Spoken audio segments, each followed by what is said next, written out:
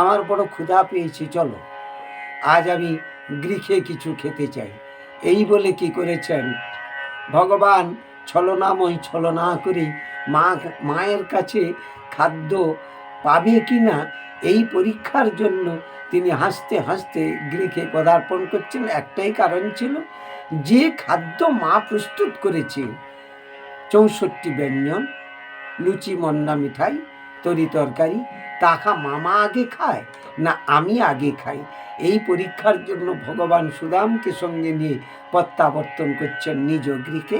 মা নন্দরানী আয়নের কপালে তিলঙ্গ অঙ্কন করে বলছেন, ওরে ভাই, জমের দ্বারে পড়ল কাঁটা, আমি দিলাম তোমার কপালে ফোঁটা। নন্দরানী ফোঁটাটি অঙ্কন করে 64 ব্যঞ্জন আদি তার ভাই আয়ানকে যখন খেতে দিল, তখন দেওয়ার পূর্বে চিন্তা করছে, যা যা 64 ব্যঞ্জন প্রস্তুত করেছি শ্রীমতী রাধারানী তার গৃহে আছে, সেই রাধারানীর জন্য সকটে 64 ব্যঞ্জন আদি রেখে বাকি অংশ দিলেন আয়ানকে গ্রহণ করতে। আয়ান সেই 64 ব্যঞ্জন, লুচি, মন্ডা, মিঠাই, তরি তরকারি গ্রহণ করছি, আর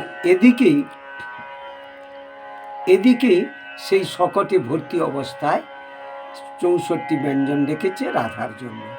ভগবান গোবিন্দ দ্বারে এসে দেখলেন রান্নাঘরের দরজা বন্ধ। তখনই সুদামকে বলছে, সুদাম শিকলিটা খোলো।